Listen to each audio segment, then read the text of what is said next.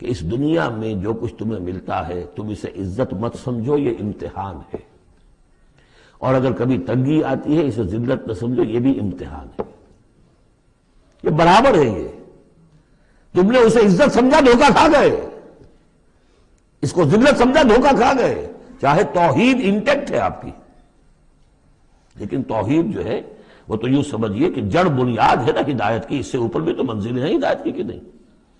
یہ امتحان ہے۔ ایک لفظ جو کامن ہے، اذا مبتلاہ ربہ فاکرمہ، جب اسے ابتلا میں ڈالا اور ابتلا میں عزت دی، دیکھیں اب کرتا کیا ہے، صبر کر، یہ شکر کرتا ہے، اپنی جو بھی ہم نے اس کو نعمتیں دی ہیں وہ حقداروں کو ان کے حق ادا کرتا ہے کہ نہیں کرتا ہے؟ یہ عزت نہیں ہے، عزت تو تب ہوگی جب تم اس امتحان میں پورے اترو گے، ذالک یوم التغابن، وہ تو قیامت میں پتہ چلے گا کہ کس کے لیے عزت تھی کس کے لیے نہیں۔ کسی کو تنگی دی ہے تو یہ ذلت نہیں ہے، دیکھنا ہے صبر کرتا ہے کہ نہیں کرتا۔ کہیں یہ بالکل مستر ہو کر اور اپنی عزت نفس جو ہے ہتھیلی پر رکھ کر لوگوں کے سامنے مانگنے کے لیے تو نہیں نکل جاتا، پتہ چل گیا نا۔ تو یہ امتحان ہے۔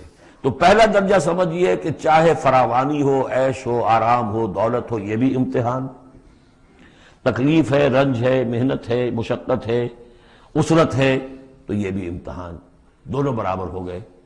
اب بھی ہدایت اس سے اوپر بھی ہے ایک۔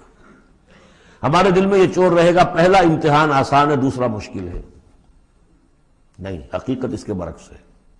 پہلا مشکل ہے، یہ دولت میں رہ کر بھول جانے کا آپ کے اندر زیادہ امکان ہے۔ الہا، جیسا کہ میں نے حدیث آپ کو سنائی تھی، ما قل و کفا خیر مما کثر و الہا، اگر زیادتی ہوگی دولت ہوگی تم اللہ کو بھول جاؤ گے تو زیادہ سخت نقصان یہ ہے، زیادہ بڑا امتحان یہ ہے، اور اگر ناپ تول کر مل رہا ہے تو ہر وقت اللہ یاد رہے گا، یہ ہلکا ہے، در حقیقت وہ بھاری ہے۔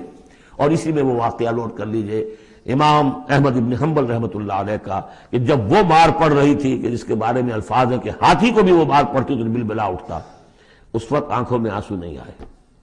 کب آئے؟ جب بادشاہ وقت، خلیفہ وقت کا ایلچی آیا ہے اشرفیوں کے توڑے لے کر کہ یہ بادشاہ نے آپ کے لیے نذرانہ بھیجا ہے، تب رو پڑے، اے اللہ میں اس امتحان کے قابل نہیں ہوں۔